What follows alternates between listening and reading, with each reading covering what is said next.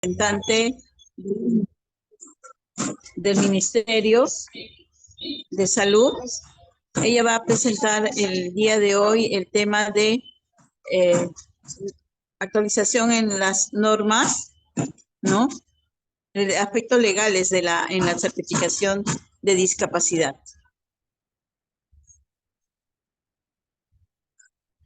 Doctora, no sé si me escucha o no sé si ya le pusieron como coanfitrión.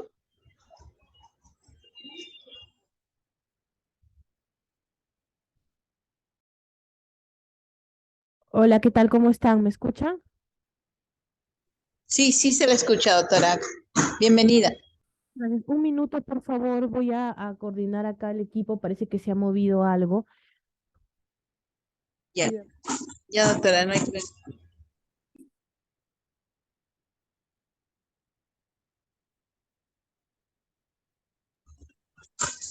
Más bien a todos los participantes se les pide que de repente sus consultas las vayan escribiendo para terminar la ponencia de la doctora, ella podamos nosotros presentarles todas las dudas que tenemos.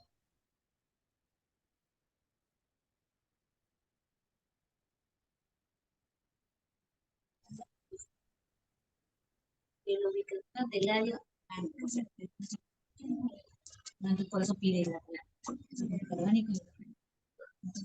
O sea, la edad donde trabaja.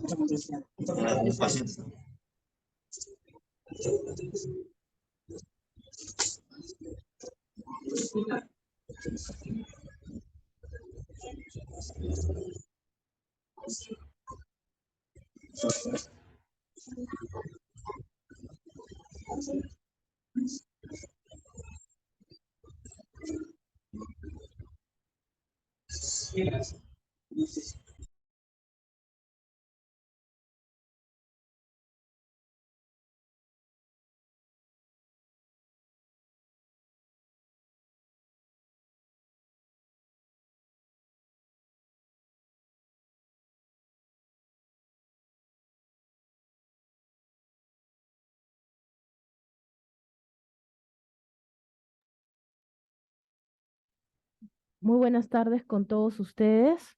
Saludarlos desde el Ministerio de Salud. Gracias. Sí me escuchan, ¿verdad?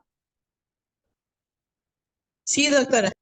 Bien, muchas gracias, doctora Pilar. Gracias a todo el equipo del Hospital eh, Nacional Arzobispo Loaiza por invitarme. Gracias por este espacio que justamente se enmarca también dentro de las actividades para conmemorar una efemérides que nos debe hacer reflexionar sobre la importancia de la inclusión de la población con discapacidad. El día de hoy se me ha invitado a exponer acerca de algunos aspectos legales que son necesarios que el profesional de la salud conozca y que están vinculados con el procedimiento de certificación de la discapacidad. Igualmente también se me ha encomendado poder aclarar las dudas que ustedes tienen en torno a el momento de la solicitud de la certificación de discapacidad. Entonces, he tratado de orientar un poco en esos términos la exposición.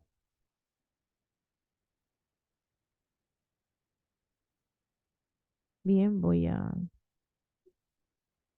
presentar la PPT. Bien, entonces, el marco legal de procedimiento de certificación de la discapacidad y aspectos legales que les podrán servir a ustedes como profesionales de la salud que están vinculados con esta temática. Lo primero que siempre me gusta que recordar y empezar diciendo es que debemos entender que actualmente nos acercamos a la discapacidad, a esta condición de vida, desde lo que dispone el modelo social de la discapacidad. Yo recuerdo y estuve con ustedes, si no fue acaso a principio de año, el año pasado, hablando un poco acerca del modelo social de la discapacidad y hoy día lo vuelvo a traer a colación porque creo que es importante advertir que a lo largo de nuestra historia como humanidad lo dominante ha sido el modelo de prescindencia y luego de muchísimos siglos llegamos al modelo médico o eh, rehabilitador, pero que el modelo médico rehabilitador realmente solamente nos ha acompañado décadas, Sin embargo, también nos ha dejado una herencia importante. Perdón que estoy compartiendo oficina y mi compañero se ha distraído y me ha hecho la bulla. Entonces, el modelo de presidencia es un modelo en el cual, como ustedes muy bien saben, las personas con discapacidad eran absolutamente excluidas, se les marginaba. Incluso podemos hablar que dentro del modelo de presidencia habían prácticas eugenésicas en las que se llegaba a prescindir de las personas con discapacidad. Y esto nos hace que tengamos una sociedad que ha sido construida sin pensar en la diversidad funcional de las personas y en que todos somos diferentes y que esta diferencia no quita que todos tengamos algo que aportar. Entonces, nosotros como sociedad tenemos trabas que son producto de la herencia de los conceptos del modelo de presidencia y el modelo médico rehabilitador, que son los que nos han acompañado, como lo digo, nuestra mayor parte de la historia como humanidad. Recientemente, a partir de los años 60, 70, podemos hablar de un giro en cuanto a la percepción que tenemos de la discapacidad y de lo que esta condición de vida encierra, y pasamos de creer que es un problema de la persona a entender que es un problema que tenemos como sociedad y que en la medida en que existan barreras en la sociedad, existirá la condición de discapacidad. A esta forma de pensar y de ver la discapacidad, que como yo digo, son siempre estos lentes de sol, último modelo, que nos permiten ver con total claridad, se le conoce como modelo social de la discapacidad. Entonces, ¿qué es la discapacidad desde el modelo social? Podemos entender que es aquellas personas con discapacidad tienen deficiencias físicas, mentales, intelectuales o sensoriales, o múltiples, o de diversos tipos también, no solamente una deficiencia, sino que pueden tener varias deficiencias al mismo tiempo, de largo plazo o permanentes, ¿no? Que en interacción con diversas barreras pueden obstaculizar su participación plena y efectiva en la sociedad en igualdad de condiciones que las demás. Esto, de acuerdo a la Organización Panamericana de Salud, y es importante acá advertir que por eso cuando algunos de ustedes sean médicos certificadores de la discapacidad, evaluamos la condición de discapacidad, tenemos que tener en cuenta la etapa de vida en la cual se encuentra la persona a la cual evaluamos. O sea, si una persona tiene 5 años, yo no puedo cuestionarme por qué no trabaja, por qué no se casó, que no pudo ejercer una vida sexual plena y activa, si es que ella sí lo deseaba, ¿no? Entonces, no puedo cuestionarme eso porque a los 5 años yo tengo que ver qué es lo que hace una persona desea y lo que hace es jugar, posiblemente ir al jardín, y tiene una situación de dependencia de sus padres propia de la edad. Entonces, también no puedo, por ejemplo, querer que una persona que es un adulto mayor, que ya esté en una etapa de ancianidad, tenga las mismas funciones vitales que un adolescente. Entonces, es muy importante tener en cuenta el contexto, tener en cuenta la edad de la persona para poder hacer la evaluación de esta condición. Entonces, el modelo social de la discapacidad tenemos que tener claro que la discapacidad existe porque existen una o más deficiencias que al interactuar con barreras que restringen el ejercicio de derechos que pueden ser de múltiples tipos, barreras físicas, que son las arquitectónicas, barreras sociales, que es que las personas tienen también prejuicios acerca de la discapacidad, que tienen ideas equivocadas de lo que es la discapacidad, eh, barreras actitudinales, barreras legales, como por ejemplo que no me reconozcan que yo tengo la capacidad jurídica de poder casarme, de poder divorciarme, de poder heredar, de poder comprar, y otros tipos de barreras hacen que yo no pueda ejercer mis derechos, y esta condición de no poder ejercer mis derechos en igualdad de condiciones por la existencia de estas barreras se conoce como discapacidad. Es importante advertir porque a veces hay personas que escriben acerca de la discapacidad que dicen, entonces, si ya me estás diciendo que el problema es la sociedad, no importa o no es requisito tener las deficiencias. No, sí, sí es requisito y sí importa, porque si no hay deficiencias, no se termina de tener todos los elementos que constituyen esta categoría, esta definición de lo que es la discapacidad, ¿no? O sea, no negamos la existencia de una deficiencia o de muchas deficiencias de carácter permanente, pero no podemos quedarnos ahí, sino que vamos más allá y evaluamos y vemos las barreras como principal obstáculo para que la persona pueda ejercer un proyecto de vida pleno y en igualdad de condiciones. Este modelo social de la discapacidad fue recogido y fue establecido y fue consagrado en la Convención sobre los Derechos de las Personas con Discapacidad. La Convención sobre los Derechos de las Personas con Discapacidad se escribe, se elabora en el año 2006 en el seno de las Naciones Unidas. En ella participaron no solamente expertos, sino que tuvo como ventaja el que también participaran personas con discapacidad y sus familias. Y esto permitió que se pudiera trabajar un marco normativo enfocado realmente desde las necesidades que ellas tenían y de cómo ellas se veían así a sí mismas, ¿no? Entonces, esto es muy interesante porque permitió poder estar levantando la mano. No sé, doctora Pilar, si es que hay un moderador en este momento. Buenos días. ¿Podría decir por qué levanta la mano? O se va a esperar al final para las preguntas, no lo sé. Sí, normalmente es al final, doctora, pero de repente no sé si es que hay problemas en el audio o algo, por favor. Están diciendo que no se escucha. ¿A alguien más no escucha?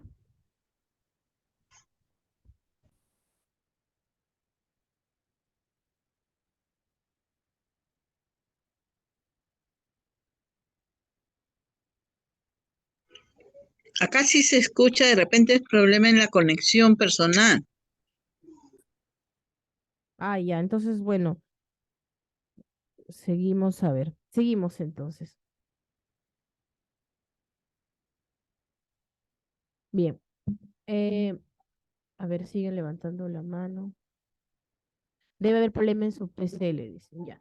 Bien, continuamos. Entonces, decíamos de que este modelo social este modelo social de la discapacidad que me permite entenderla como un problema social, fue consagrado a través de la Convención sobre los Derechos de las Personas con Discapacidad, que es un documento de derecho internacional público en el cual participaron en su elaboración no solamente los expertos temáticos o doctrinarios, ¿no? O jurisconsultos o personas que pudieran tener mucha experiencia desde lo teórico, sino que también participaron las familias y participaron las propias personas con discapacidad. Y esto hace que el documento sea un documento bastante rico, bastante avanzada, porque nos plantea ideas que en ese momento no se veían posibles de aplicar ni de forma remota y que aún ahora como países que hemos eh,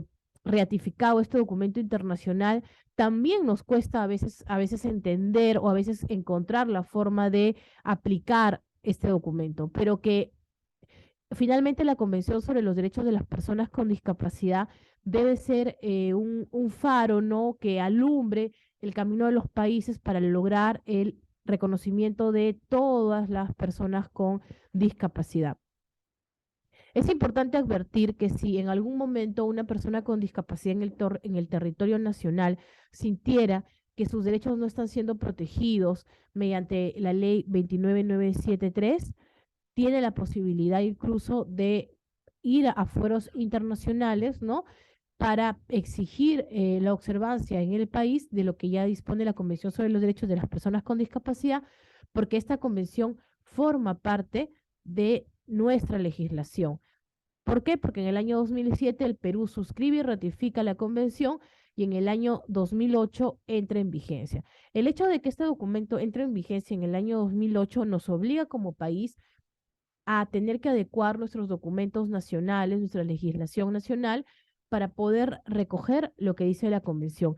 Es en ese sentido que, habiendo entrado en vigencia la Convención en el año 2008, en el año 2012 entra en vigencia la Ley General de la Persona con Discapacidad, Ley 29973.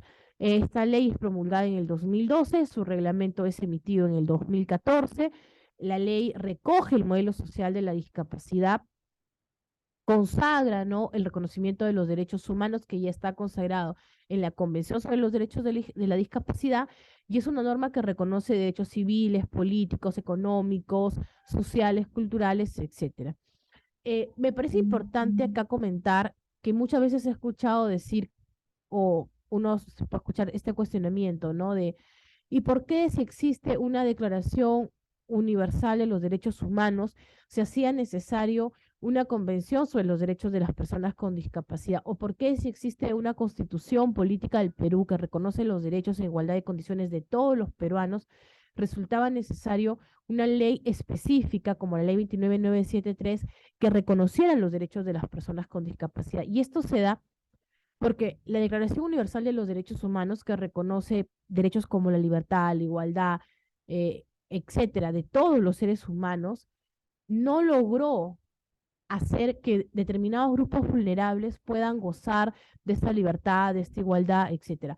Dentro de esos grupos vulnerables, por ejemplo, podemos encontrar los niños y fue necesario tener documentos, declaraciones y leyes particulares para los niños. Las mujeres, las personas afrodescendientes o comunidades de minorías étnicas y también entran en este grupo que necesitó una protección especial las personas con discapacidad, ¿no? Porque la Declaración Universal podía decir todos somos iguales, pero aún hoy que existe la convención y que existe la ley, si una persona tiene una condición de discapacidad física, por poner un ejemplo, muchas veces el más simplista, el más burdo, y quiere trasladarse en un transporte público, ¿lo puede hacer? O sea, ¿puedes realmente ser libre de salir en este momento en la calle si usas silla de rueda, y tomar un ómnibus? ¿Lo puedes hacer estando en la capital de un país de renta media? ¿Lo puedes hacer en un país que desde el año 2008 tiene como parte de su legislación la ley 29973? ¿Lo puedes hacer? No lo puedes hacer. Entonces, sí estamos en una condición de desigualdad, sí estamos aún como país viviendo situaciones y condiciones en las cuales las personas con discapacidad son discriminadas. Y son discriminadas por el simple hecho de que no pueden acceder a servicios y bienes en igualdad de condiciones que las demás personas. O sea, no tiene que configurarse el acto discriminatorio en sí para que tú consideres que la persona con discapacidad ya ha sido discriminada, sino que simplemente lo es porque no puede hacer ejercicio de sus derechos. La base legal de la certificación de discapacidad, porque la certificación de discapacidad se desprende también de lo que la ley 29973 nos dice y va va a emitirse ese certificado desde una evaluación que recoja ya la mirada del modelo social. La encontramos en la ley 29973, Ley General de la Persona con Discapacidad y su reglamento, la cual en el artículo 76 establece las características y la naturaleza del certificado de discapacidad, y también en la norma técnica de salud 127, norma técnica de salud para la evaluación, calificación y certificación de la persona con discapacidad. La ley 29973, Ley General de la Persona con Discapacidad, como les decía, en su artículo 76 respecto del certificado de discapacidad, me dice lo siguiente. El certificado de discapacidad acredita la condición de persona con discapacidad. Entonces, acá ya tengo una primera aclaración. Me dice que acredita la condición. ¿Qué quiere decir esto? Que ningún otro documento hace constar que la persona tiene esta condición. Y acá me voy a detener porque muchas veces escucho incluso a médicos certificadores decir, es que en realidad yo emito carnet del CONADIS. No, vino la persona por un carnet del CONADIS. Doctora, yo la vez pasada di un carnet del CONADIS. O la vez pasada yo le di un certificado del CONADIS. Y así escucho diferentes nombres, ¿no? Por favor, lo que emiten las CIPRES, certificadoras de la discapacidad, públicas, privadas o mixtas, como es el caso de ustedes, una IPRES pública, son certificados de discapacidad.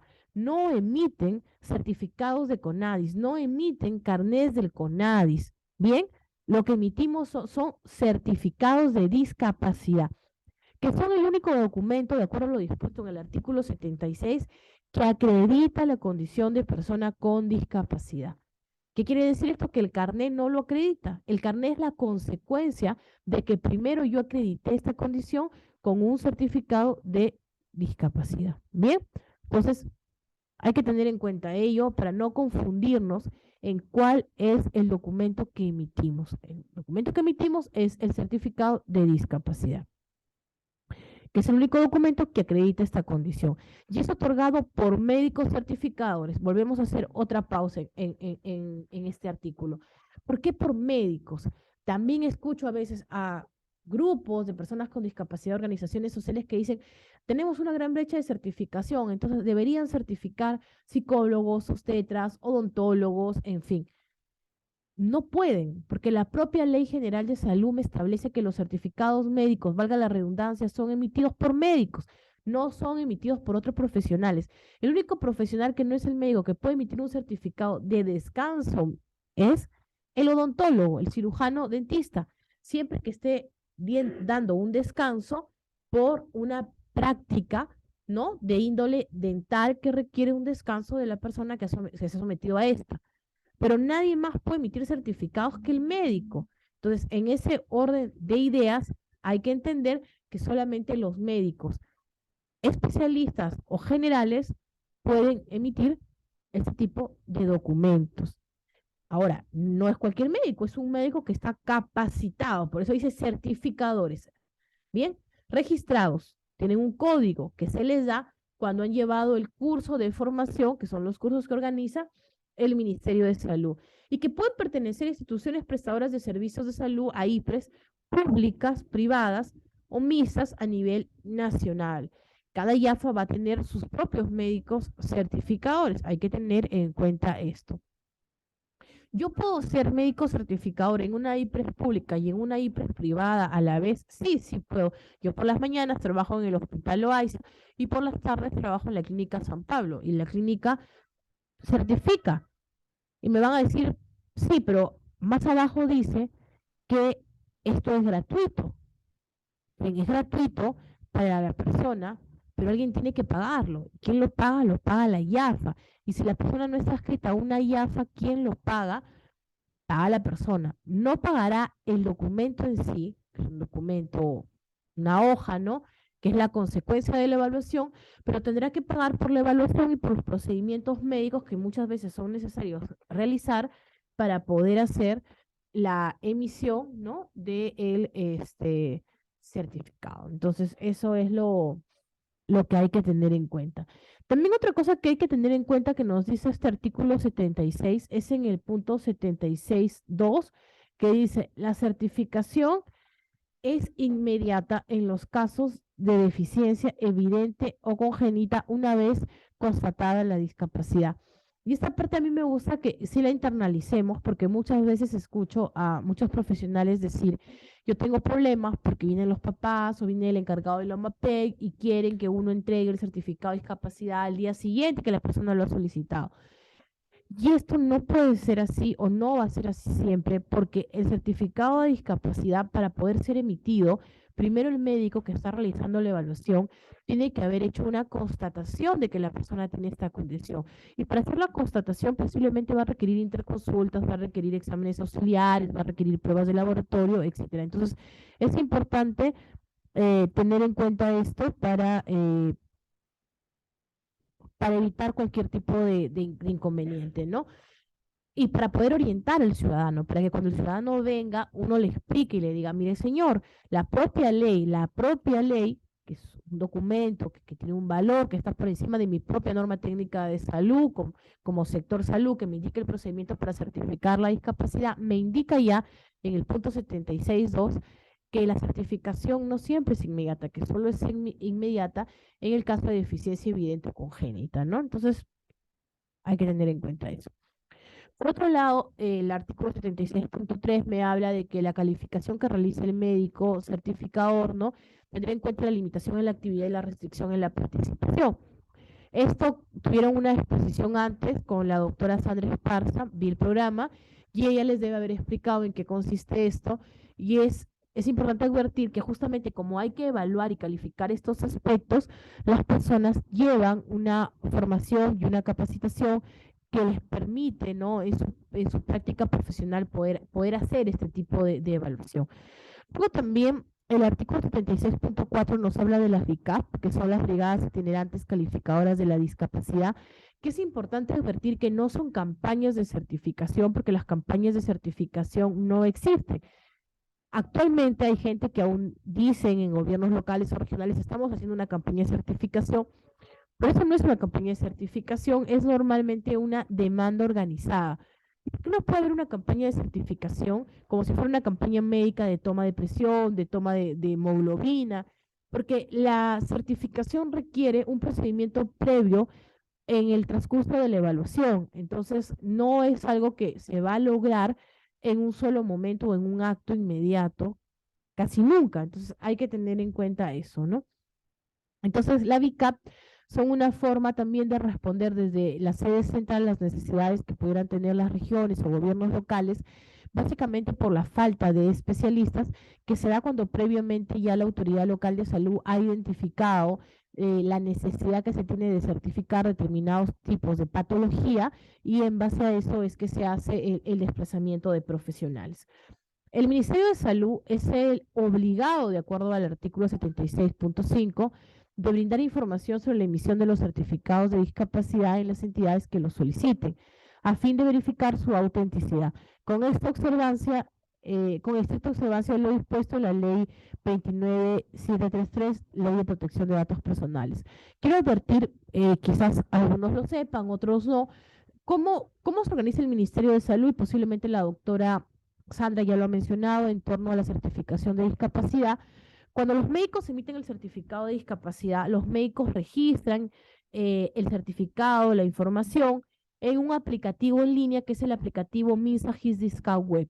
Bien, el aplicativo MINSA HISDiscount Web a mí me permite ver en este momento en línea dónde ha sido emitido el último certificado de discapacidad en el Perú y poder ver los datos, ¿no? De la persona, el diagnóstico, etcétera. El el tener esta información que yo recojo de las personas que han solicitado el certificado de discapacidad es tener una base de datos significativa, una base de datos importante. La pregunta es, ¿esta información que yo tengo en esta base de datos del aplicativo Mensajes Discount Web es propiedad del Ministerio de Salud o no?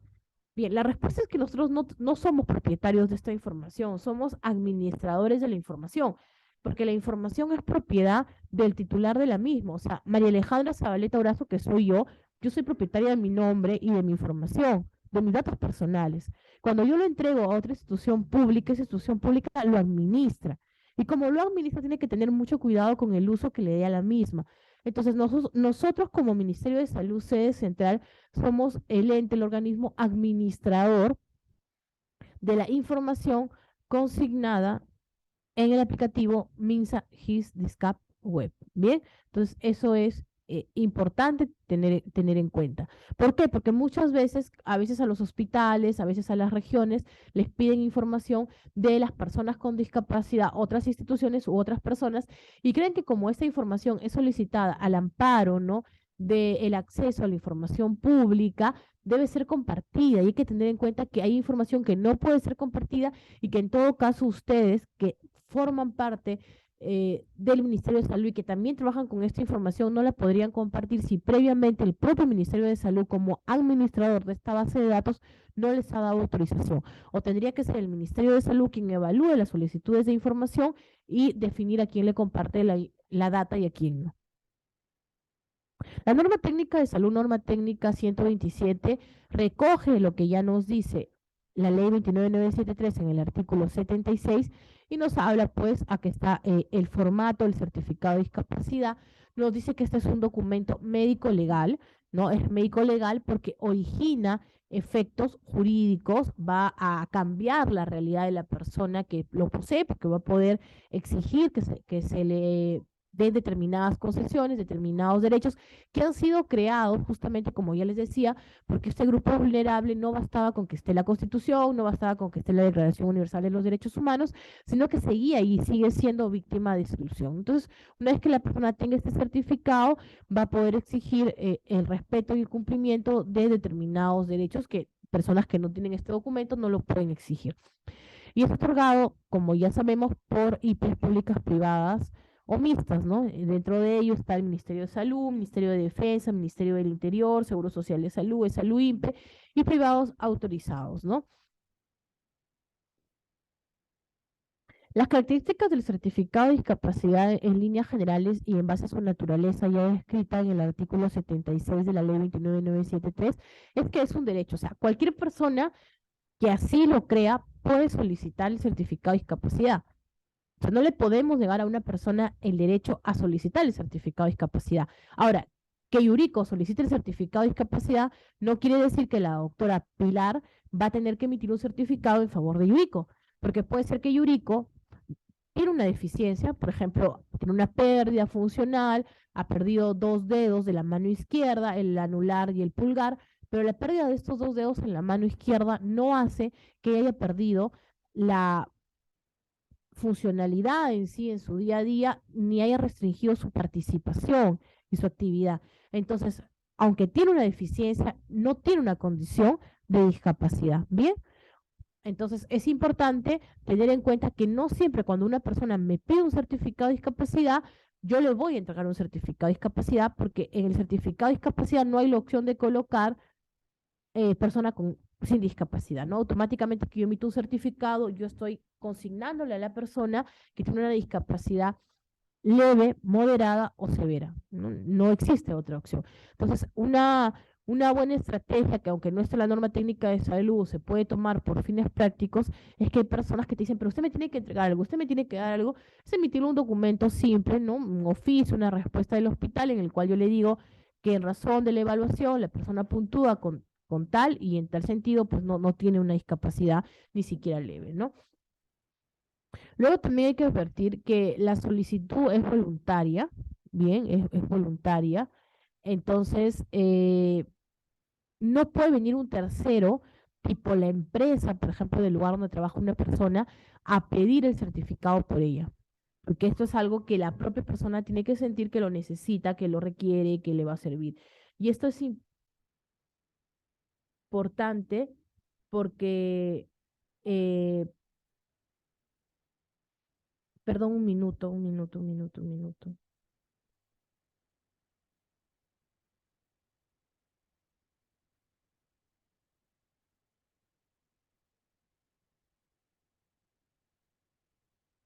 minuto, les pido disculpas.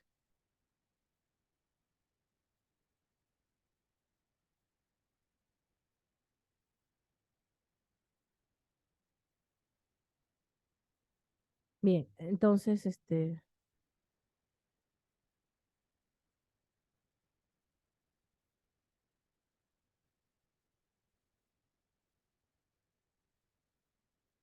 ya.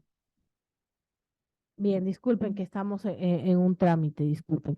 Entonces, es un acto voluntario porque tiene que ser la propia persona, el propio interesado, el que lo solicite. No lo puede pedir un tercero, ¿bien? No lo puede pedir la empresa que quizás quiere cumplir su cuota laboral o quizás me quieres pedir pensando que con este documento me puedes pedir. Entonces es importante tener esto en cuenta. Lo tiene que pedir el propio interesado o su representante legal, dependiendo si es una persona mayor de edad o menor de edad. Veremos más adelante quién es.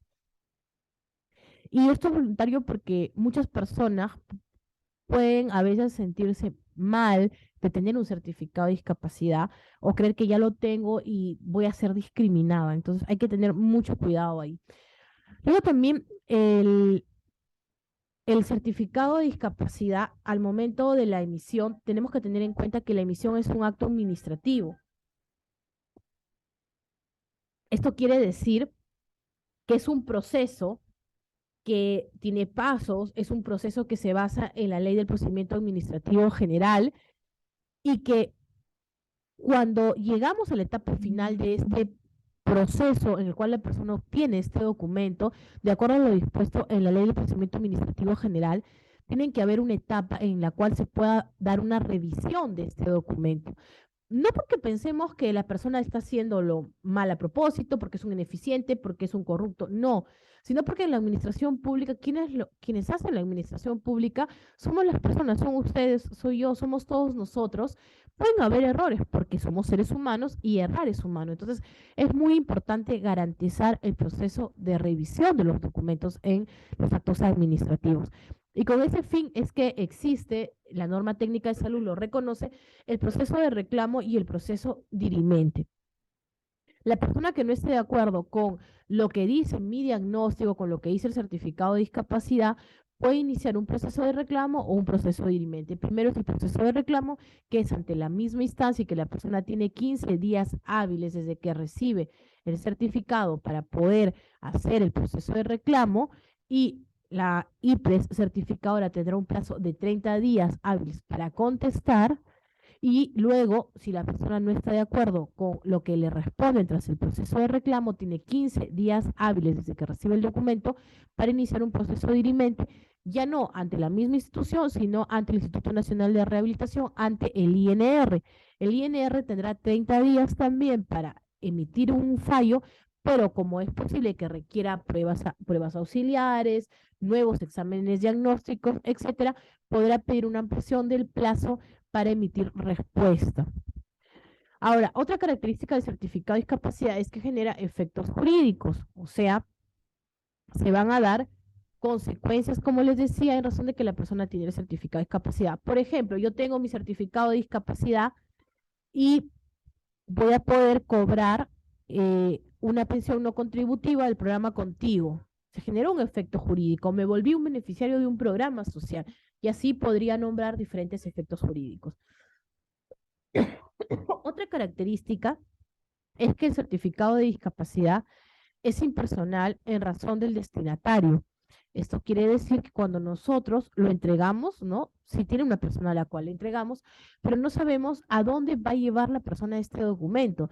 Yo no sé si Yuriko, a quien le entregué el certificado de discapacidad, lo va a llevar para poder acceder a un programa social, a un beneficio de un programa social, o lo va a llevar al Ministerio de Vivienda, porque hoy día salió el bono, un ejemplo, no ha salido aún, el bono de vivienda para personas con discapacidad, o lo va a llevar a la universidad, que tiene que reservar un porcentaje de matrícula para personas con discapacidad para que ella pueda acceder a ese derecho. Entonces, como yo no sé a dónde lo va a llevar, yo como médico certificador o como IPES, en la cual se emiten certificados de discapacidad, yo no tengo ningún poder ni ningún dominio sobre lo que pasa, ¿no? Entonces hay que tener en cuenta eso. A nosotros los que nos debe obligar como médicos, como profesionales de la salud, la obligación que tenemos es la de emitir certificados de discapacidad de calidad y objetivos en base a la realidad, en base a lo que yo me cercioro, lo que yo he constatado, como bien decía la ley 29973 en su artículo 76. Yo no puedo, más allá de eso, tener dominio de lo que la persona a la cual entregué este certificado va a hacer con el documento. Entonces, hay que tener en cuenta eso. Otra cosa que hay que tener en cuenta es que el certificado de discapacidad es un documento que goza de fe pública. Bien, ¿qué quiere decir esto? Que es un documento que por ley se le ha dado esta potestad porque se ha establecido que sirve para acreditar una condición, en este caso la condición de discapacidad.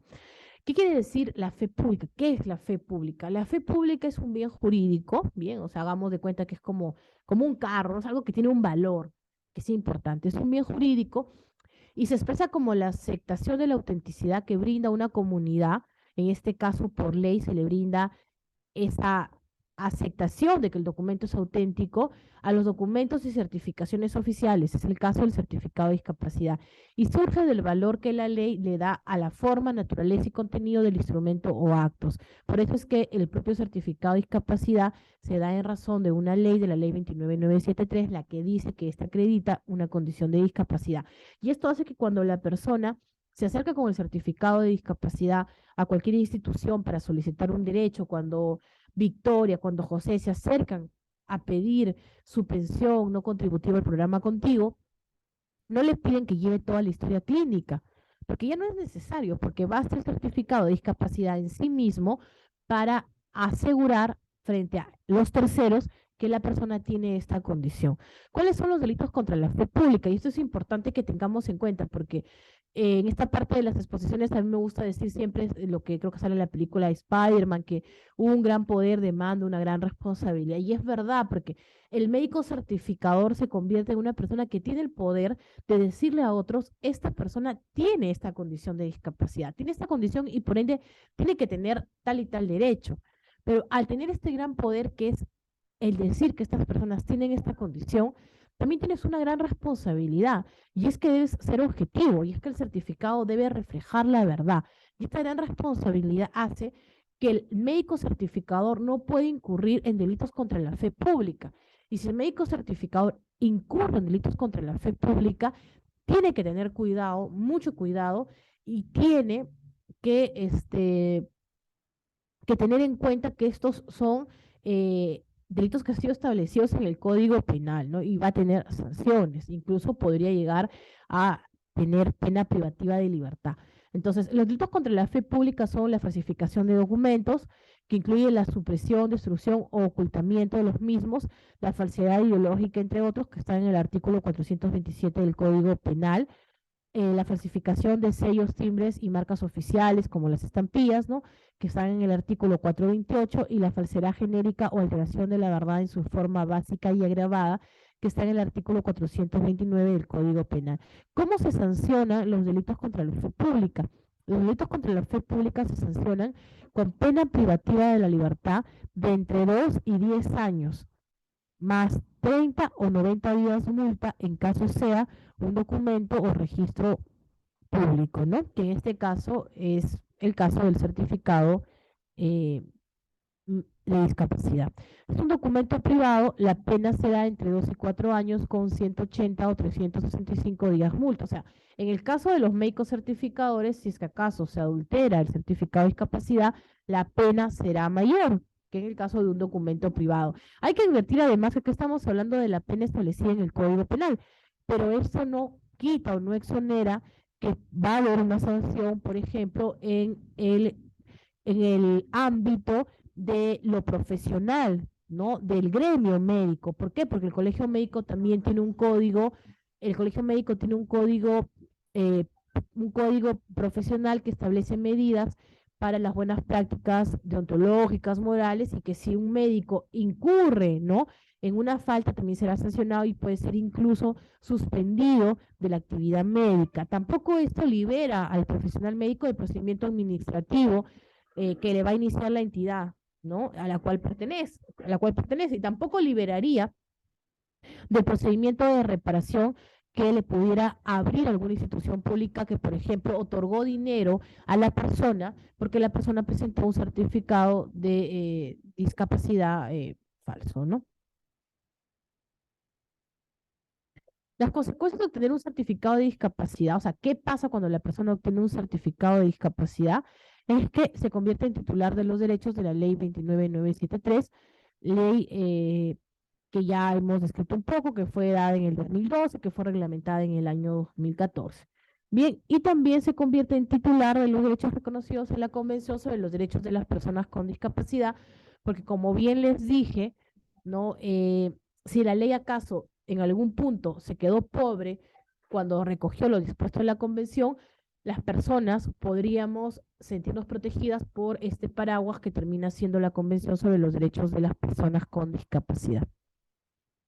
Aspectos a tener en cuenta al momento en que el ciudadano solicita el certificado de discapacidad. O sea, en el momento de la solicitud.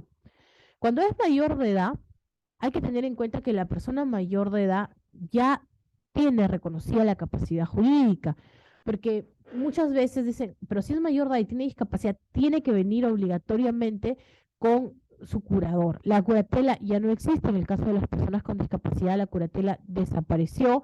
Aquellas personas que tenían una curatela ya no se encuentra vigente, están teniendo que cambiar la figura de apoyos, y las que nunca tuvieron ni curatela ni apoyos y tienen que y quieren y desean tramitar esta o deben por el grado de dependencia y el tipo de discapacidad tramitarla ante el Poder Judicial, tendrán que tramitar apoyos y ya no curatelas. Toda persona mayor de 18 años tiene capacidad de ejercicio y jurídica plena.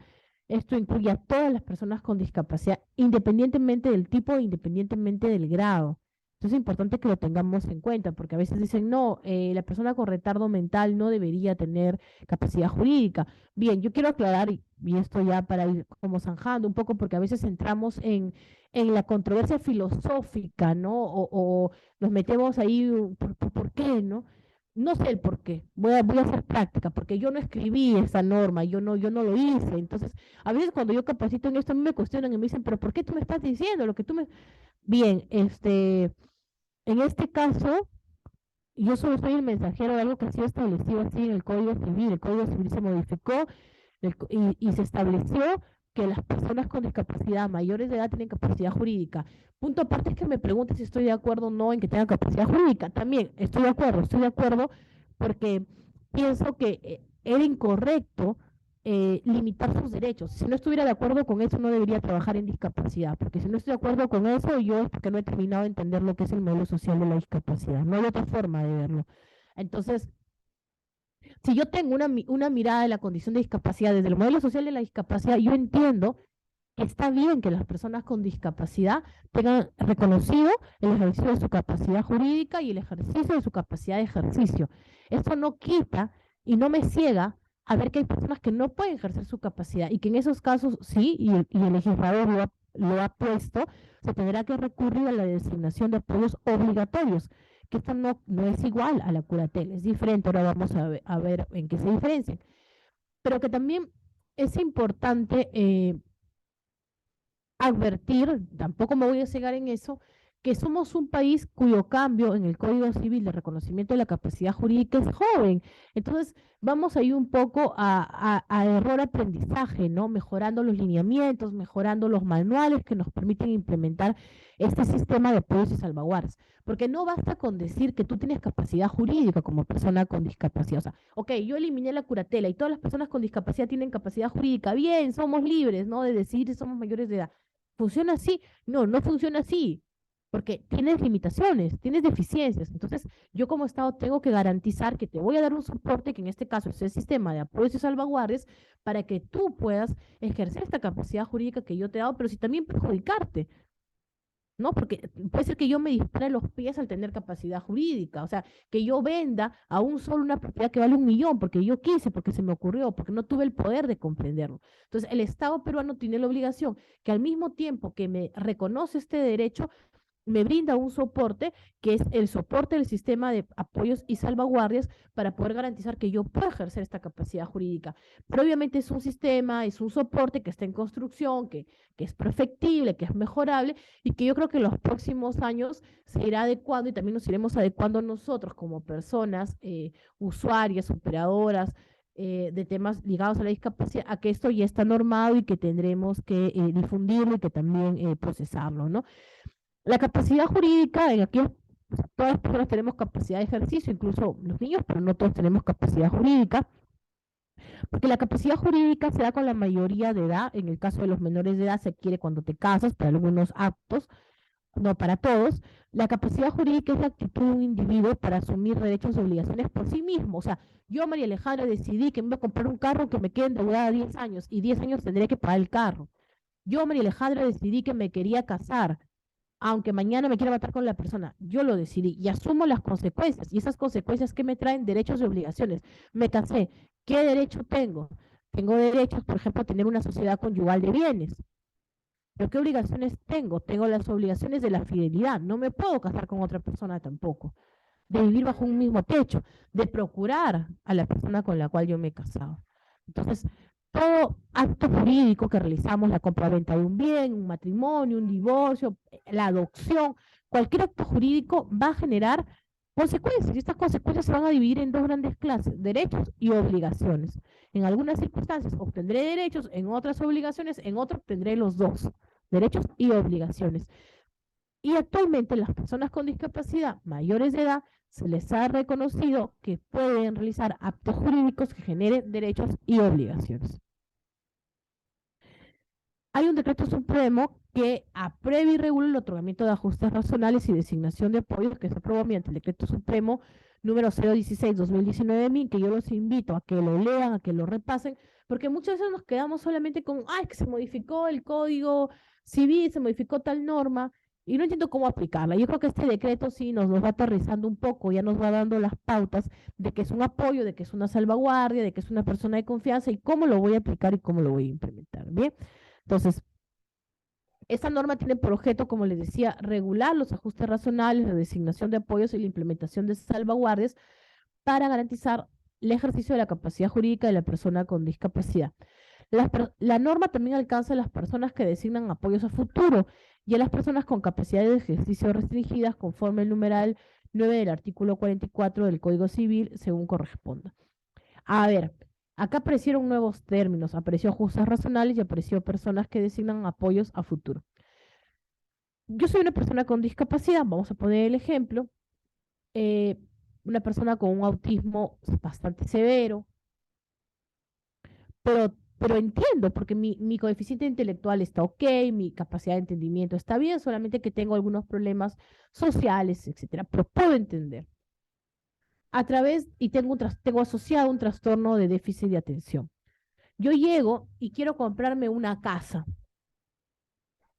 Quiero comprarme una casa y obviamente tengo que entender, por ejemplo, el metraje, tengo que entender lo que voy a pagar por la casa, tengo que entender el estado del bien, etcétera. Llego a un notario para realizar los documentos notariales. El notario, lo primero que me va a tener, lo primero que va a tener que ver, lo primero que se va a tener que ver es los ajustes razonables. Bien, es brindar ajustes razonables para que la persona ella misma, independientemente del tipo y del grado de discapacidad que tenga, pueda manifestar su voluntad. Por ejemplo, el notario podrá hacer una sesión informativa, a solas, ¿no? O podrá tener cartillas informativas con palabras sencillas que me permitan orientarme, entender mejor, que puedan, ¿no? Que la deficiencia que yo tengo por el trastorno de déficit de atención y por el autismo no impida que yo comprenda lo que voy a realizar. No sería un ajuste razonable. O yo soy una persona que tengo un tema de soy sorda y soy muda y no puedo comunicarme, entonces yo voy al notario o voy a realizar cualquier otro acto jurídico y se me brinda, por ejemplo, un intérprete de lengua de señas. Bien, es un ajuste razonable. Y obviamente ya me entienden lo que yo quiero decir, lo que quiero manifestar mi voluntad. O me dan un cuaderno, o me dan una computadora donde yo puedo escribir ciertamente y con certeza lo que yo deseo. Y logré manifestar mi voluntad con un ajuste razonable. Pero ¿qué pasa cuando, aunque me brindes todos los ajustes razonables, aunque me pongas intérprete de lengua de señas, aunque me pongas documentos en lectura sencilla, lo que tú me pongas, yo no logro superar esto? Cuando yo no logro superar esto, yo puedo, ¿no? O mejor dicho, la ley establece que cuando yo no logre superar esto, se me deberá designar apoyos por vía judicial. Bien, estos son los apoyos obligatorios para aquellas personas que no pueden manifestar voluntad porque realmente su voluntad tendría un vicio por un tema de coeficiente intelectual, por un tema de que no la pueden manifestar porque no hay forma que las entendamos, etcétera. Pero los apoyos son de dos tipos. Los apoyos pueden ser obligatorios o libremente elegidos, facultativos. Entonces tenemos apoyos facultativos y apoyos obligatorios. El apoyo facultativo es aquel que libremente elige una persona mayor de edad para facilitar el ejercicio de actos que produzcan efectos jurídicos en el marco de sus derechos. Puede recaer en una o más personas, que pueden ser personas naturales, personas públicas, pero tienen que ser personas siempre sin fines de lucro, porque tú te constituyes en apoyo, pero tú no vas a cobrar por ser apoyo, tú vas a brindar, valga la redundancia, un apoyo, una ayuda a la persona con discapacidad. Entonces, el apoyo puede ser facultativo o obligatorio. Es facultativo en aquellas personas, como esta persona que tenía autismo y se puede comunicar cuando le brindan ajustes razonables, pero quizás ella dice, no, mira, para mí es muy desgastante tener que cuando voy a un lugar pedir ajustes razonables para comunicarme, sí me puedo comunicar y lo único que voy a hacer es ir al notario, pero para designar a mi apoyo. Porque en el caso de los apoyos facultativos libremente elegidos sí pueden ser designados por vía notarial o por vía judicial. El único que sí es obligatoriamente designado por vía judicial es el apoyo obligatorio, porque la persona, como no va a poder manifestar su voluntad, tiene que haber de por medio un tercero, en este caso el juez, que examine que la persona sobre la cual va a recaer el apoyo no va a ser un abuso de la facultad que se le está dando. Hay que tener en cuenta que el apoyo no es un curador porque no tiene facultades de representación, salvo casos en los que esto se establezca de forma expresa en la escritura pública o en la sentencia de designación. La idea del apoyo básicamente es que sea una persona que sirve y que ayuda a que la persona pueda manifestar voluntad. Para poder yo realizar el trámite de designación de apoyos por vía notarial o vía judicial, uno de los requisitos que yo tengo que cumplir y que porque voy a tener que presentar este documento, es ser una persona con discapacidad que cuenta con un certificado de discapacidad.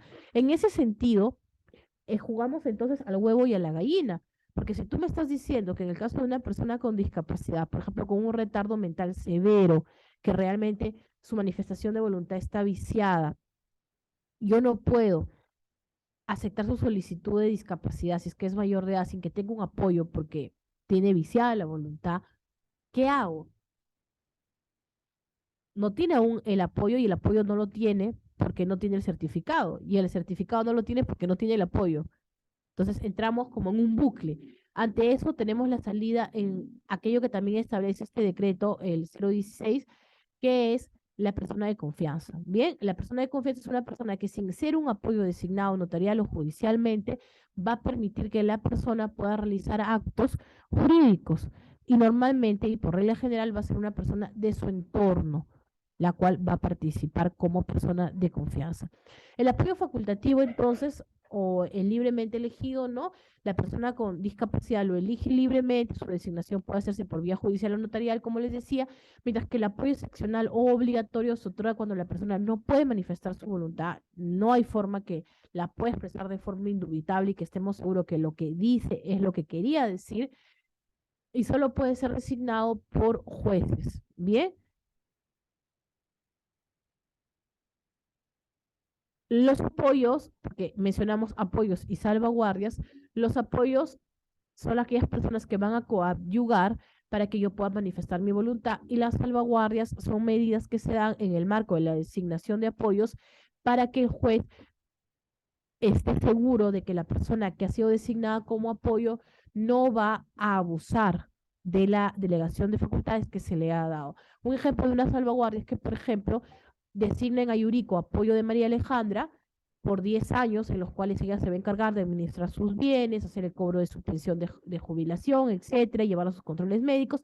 Y como salvaguardia, los jueces establecen que cada 2 años ella va a tener que emitir un informe al Poder Judicial de cómo administró los bienes, en qué los usó y el estado de salud de la persona a su cargo. Esa sería una medida de salvaguardia. Otra medida de salvaguardia que podría establecer un juez es que, por ejemplo, el apoyo de una persona es su madre, pero esta persona tiene muchos bienes, normalmente pasa cuando hay muchos bienes que van a estar a su cargo, y lo que hace el juez es poder establecer un consejo de familia en el cual, por ejemplo, participa un tío, participa una prima, participa un abuelo, que puedan opinar y decir sobre cuestiones importantes e informar al juez.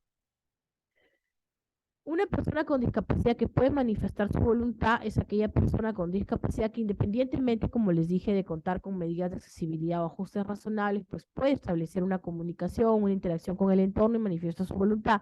Una persona con discapacidad que no puede manifestar su voluntad es aquella persona con discapacidad que a pesar de contar con las medidas de accesibilidad, ya no puede, o sea, tú le brindas medidas de accesibilidad, le brindas ajustes razonables y no puede, ¿no?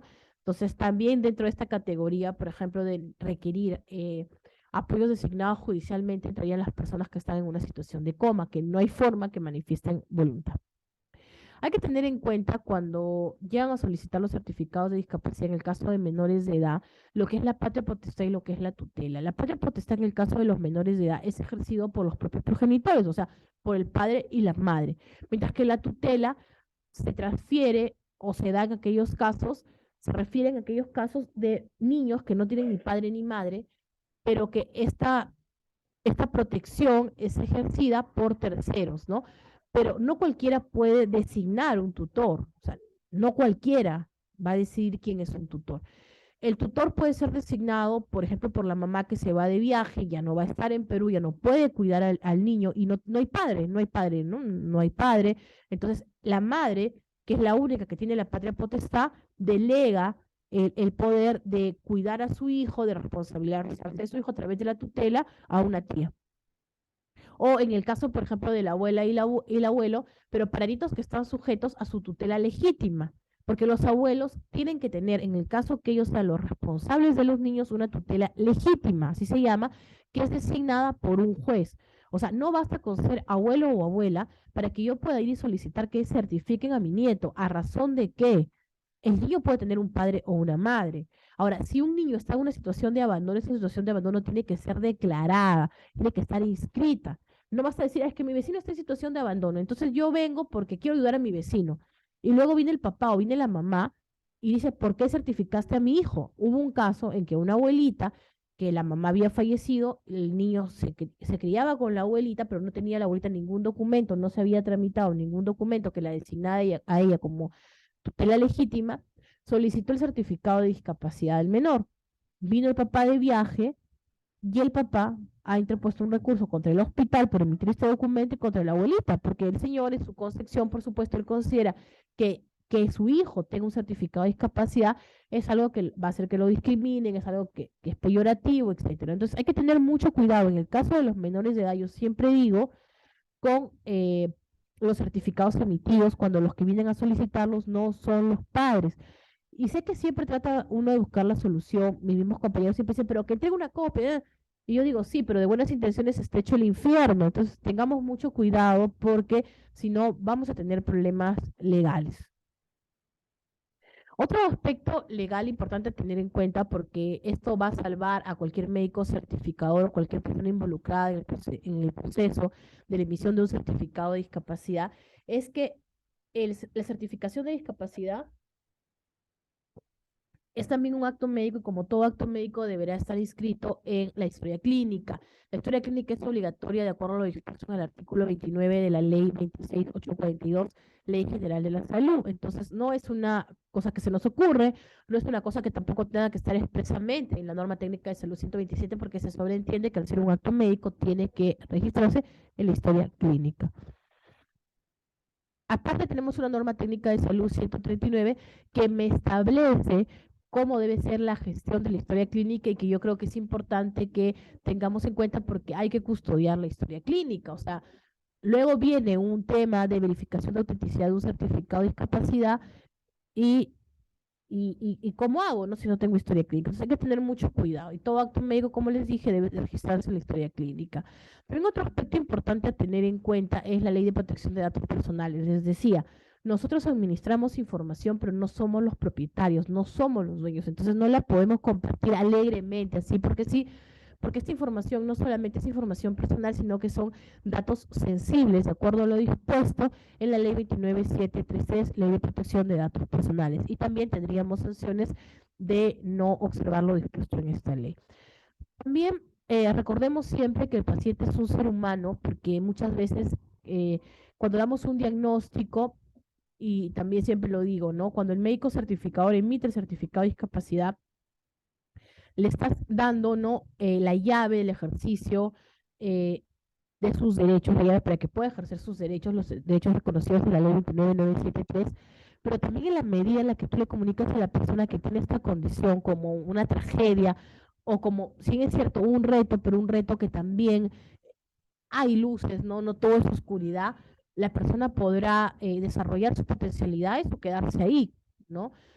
Cuando le decimos al padre de un niño con síndrome de Down con autismo, su hijo tiene autismo, sí, ¿y qué? Y lo encierra y lo deja ahí y lo guarda, o señor, su hijo tiene autismo, pero mire que hay el SEBE, que hay PRITES, que hay la posibilidad de una terapia, que hay una ley 29973 que usted le asiste con derechos, que también hay una ley que establece que usted tiene permisos para acompañar a su hijo a la terapia. Entonces, cómo doy el diagnóstico también marca la diferencia. Entonces, es importante que al momento de dar el diagnóstico, al momento del trato con el paciente, tengamos siempre en cuenta que el paciente es un ser humano, ¿no?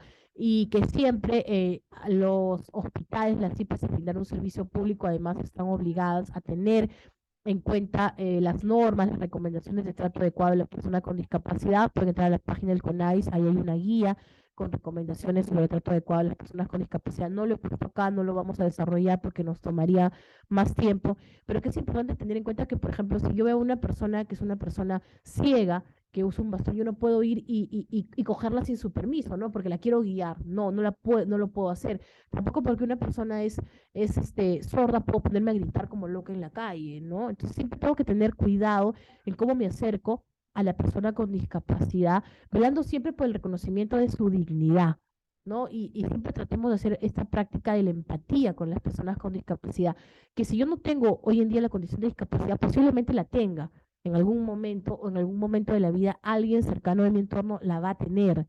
Entonces hay que tener siempre esa visión y esa empatía. También es importante impulsar la rendición de cuentas a la población afectada, que es algo que no se practica mucho aún hoy en el Estado peruano, pero que estamos tratando de que se dé. Ya tenemos el libro de reclamaciones, que es una forma en la cual la persona puede manifestar una incomodidad, pero también podríamos usar encuestas de satisfacción, podríamos usar diferentes medios para que las personas nos digan cómo podemos mejorar nuestra atención y no ver esto como un peligro, sino ver esto como una oportunidad de mejora constante. Bien, a veces no queremos dar ni el libro de reclamaciones y esto está mal porque es un derecho de la persona. La persona tiene derecho a expresarse y a decir con qué no está de acuerdo. Entonces, es importante ello. Así que eso era lo que yo quería compartir con ustedes. Muchas gracias por todo, por su tiempo y por esta invitación y quedo atenta a las preguntas. Gracias. Bueno, muchas gracias, doctora. Todo está bien claro y creo que nos ha abierto otros campos para poder seguir nosotros ilustrándonos más, sobre todo porque día a día tenemos diferentes casos, ¿no? Tenemos en ese momento que entregar un certificado de incapacidad, aunque es de incapacidad, pero es una persona que mm, eh, tiene un retardo mental leve, aparte tiene otros trastornos, ¿no? Del comportamiento que ha agravado. Si bien trabajó un tiempo cuidando a una persona, pero ya, ya no trabaja de hace más o menos 3, 4 años, pero eso ha hecho de que se reactiven otros problemas que ella tenía. Entonces, al momento de recoger el documento de incapacidad, primero nos pidieron una revaluación en cuanto a la fecha de inicio, ¿no? Pero al momento de hablar con la persona, venía con un familiar que no era ni papá, mamá, ni hermano. Si bien ella es una persona mayor de 40 y tantos años, pero ahora está el documento entrapado porque no sabemos, no hay quien lo recoja. O sea, la persona que venía a hacer trámite oficialmente no lo puede, el que le acompañaba, que dice que es un familiar político, no puede recoger el documento, ¿no? Y ahora Mese Partes nos devuelve el documento, el expediente, para que nosotros resolvamos y resolvamos el caso. Pero es Mese Partes la que tiene que devolver toda la documentación, ¿no? Entonces, entregar el certificado solicitado. Entonces, allí teníamos, ¿no? Y ahora con lo que ha aclarado de lo que es el apoyo facultativo, excepcional, ¿no? En realidad, porque la mamá de esta persona vive, es más de 90 años, ha venido en alguna ocasión cuando lo evaluó, lo evaluaron en psiquiatría, vino a acompañarle porque tuvimos que revaluarlo para ajustar algunos diagnósticos, pero la mamá está mal y a quién, o sea, ese es el proceso, por ejemplo, uno de los casos que tenemos, ¿no? Otro caso que se ha presentado el día de hoy es que viene una persona que dice que su esposo ha fallecido y que en una institución le piden de todas maneras los certificados de discapacidad e incapacidad para poderle reconocer sus derechos, ¿no? Como para una pensión X. Entonces, día a día tenemos diferentes casos que esto indica que las diferentes IPRES bueno, nosotros en el Loaiza sí tenemos un comité de discapacidad, nos tiene que acompañar un abogado para todos estos casos y ver que nosotros no nos salgamos de la ley para poder atender todos ellos. Sí, doctora, ahí solamente para aclarar algo, porque es algo común, pero parte de la capacitación es orientar, ¿no?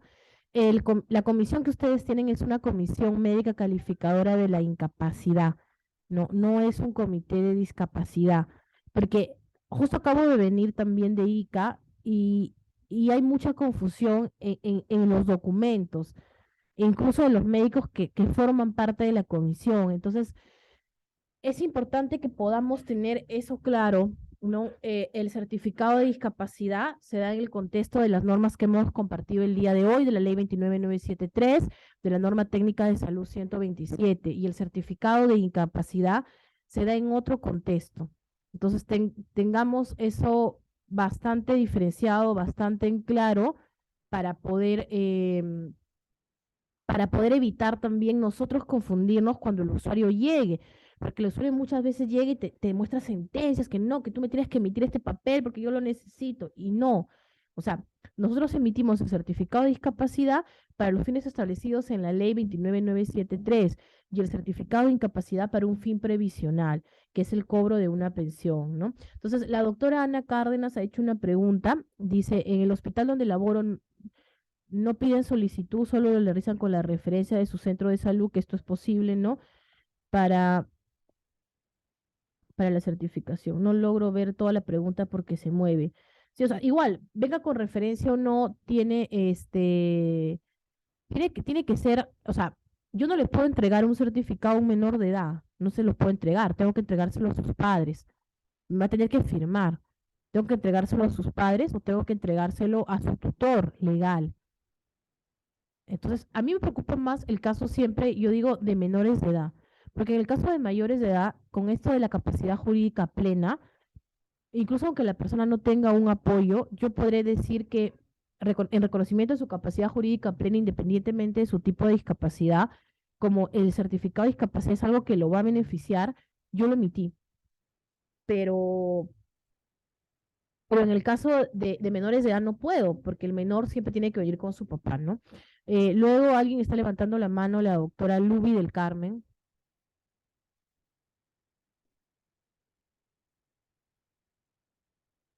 Sí, doctora, le escucho.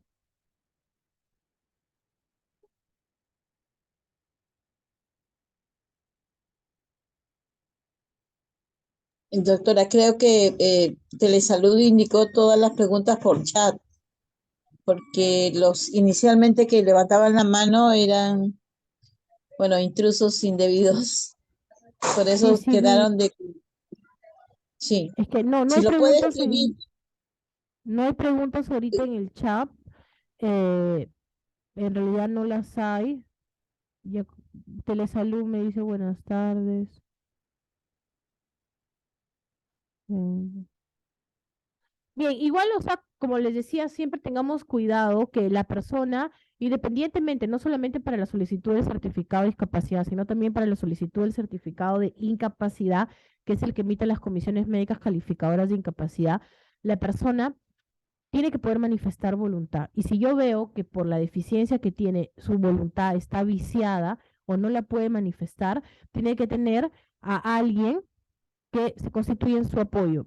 Y obviamente, si es que no tiene el apoyo porque nunca lo tramitó, tengo que darle las facilidades y tendría que ser a través de una figura de persona de confianza.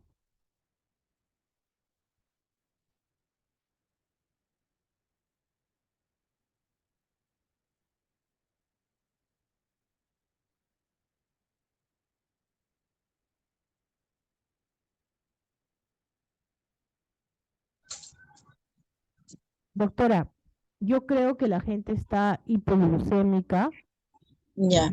que ya no me Sí, hacen más doctora, preguntas. ya para terminar, ahí he visto una pregunta, dice si los certificados de discapacidad aparecen en la RENIEC. No, los certificados de discapacidad no aparecen en la RENIEC, a la fecha no hay esa disposición, porque incluso en el DNI no va siempre si es que tú tienes una condición de discapacidad. Lo que sí es verdad es que ustedes cuando emiten el certificado de discapacidad tienen acceso a la RENIEC porque el aplicativo MISA HISDiscount Web está conectado, ¿no? Hay una interoperabilidad,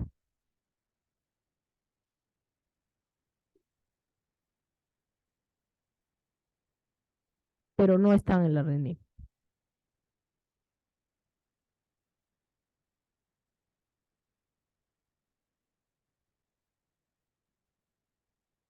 Ok, me hacen un comentario, ¿no? Llegan pacientes que pertenecen a la policía, pero vienen al hospital porque ahí no hay médico certificador. La policía tiene médicos certificadores de discapacidad. Bien, entonces tienen que ser certificados en su IAFA. En el caso de las policías y fuerzas armadas, sí hay que tener mucho cuidado, ¿no? Estoy hablando de discapacidad.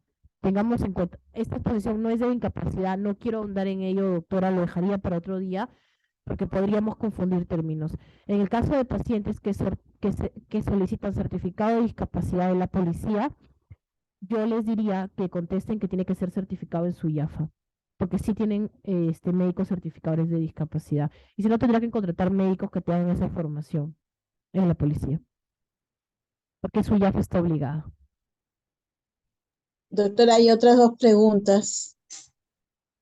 Ok, si llega una persona que, por ejemplo, tiene una IPRES, pertenece a una IPRES privada, como Pacífico, a un hospital público, porque quizás Pacífico pues no tiene médicos certificadores, entendamos que estoy hablando de certificado de discapacidad, quiero que quede claro, discapacidad, al amparo de lo dispuesto en la ley 29973, Ley General de la Persona con Discapacidad.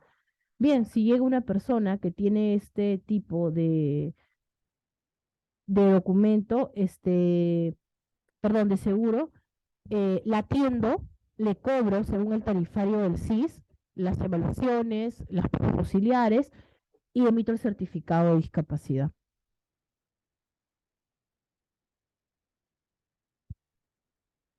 Tendría que pagarme por tarifario SIS. No va a tener SIS porque tiene un seguro privado. Entonces el SIS no lo va a tener, ¿no? Pero va a tener que pagar. Va a tener que pagar como por ejemplo a mí me pasó, yo en algún momento, yo me fui a vivir a un pueblo minero, la sierra, que estaba alejado y ahí no había salud. Yo tengo salud, entonces fui al SIS y pagué. Fui a una posta médica y pagué, ¿no? Pagué el tratamiento que necesitaba.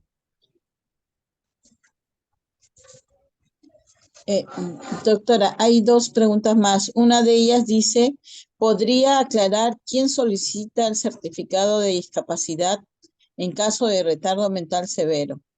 Y Ok, la otra pregunta es, ¿cómo se puede hacer o existe algún tipo de albergue para una persona adulta con discapacidad que se quede sin familiares por fallecimiento? ¿Y quién la atenderá?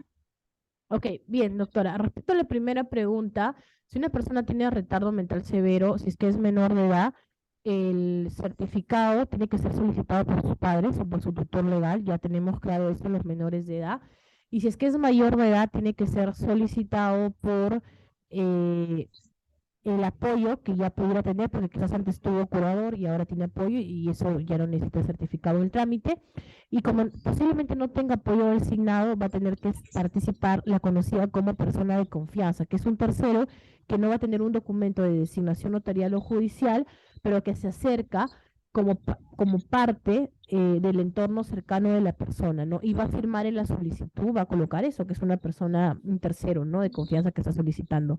Respecto a, a lo del albergue, eso realmente lo de INAVIF no lo vemos nosotros como sector salud, ¿no? Desde el sector salud nosotros no tenemos dentro de nuestras funciones la implementación de albergues, ¿no? Ni estamos a cargo. Yo desconozco si es que existen, ¿no? También, no conozco.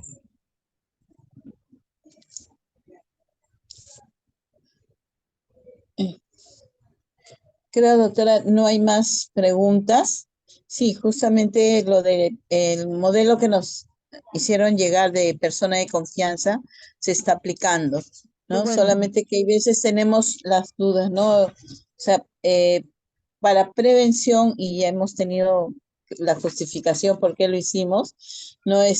Cuando viene una persona con otra, viene la persona con discapacidad, con acompañamiento de un hermano de la iglesia, un vecino y esto, de todas maneras, estamos pidiendo que el servicio social le haga la visita domiciliaria para poder ver su situación real también como desde el punto de vista social, y en esa parte nos están ayudando el servicio el departamento de servicio social de nuestro hospital.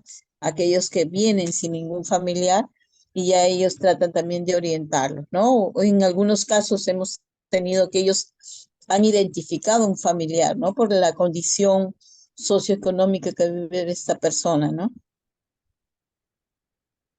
Claro. Sí, sí, o sea, a veces es complicado, ¿no? Siempre hay excepciones, siempre también van a haber casos puntuales. Bueno, estamos ahí para darles el soporte desde el Ministerio de Salud. Gracias por el espacio, gracias por las preguntas. Les deseo que sigan pasando un lindo día y seguramente habrá otra oportunidad pronto de vernos en vivo o por este medio. Así que muchas gracias a todos y una linda tarde. Muchas gracias, doctora. Gracias por su apoyo y también agradecer a todas las autoridades del Ministerio de Salud. Yo sé que ya no está, usted creo en la DGS o está ahí mismo. Gracias por todas estas capacitaciones, refrescar. Cada día tenemos nuevas inquietudes y seguimos ahí, creo, en el mismo camino de poder atender a las personas con Sí. discapacidad. Sí, gracias a ustedes y a seguir impulsando la certificación de discapacidad. Que tengan un lindo día. Hasta luego. Ya, sí, disculpen que ya no continuemos porque sí está el tiempo, ya estamos en el límite, se va a cerrar la sala. Gracias a todos los que nos han acompañado en esta semana. Creo que cumplimos como objetivo del Servicio de Medicina Física y Rehabilitación dar a conocer todos estos temas de actualidad en la normativa de certificación de discapacidad. Muchas gracias. Gracias a Telesalud, a la oficina de capacitación del hospital también, que es la que nos ha apoyado desde el punto de vista técnico para la capacitación. Muchas gracias.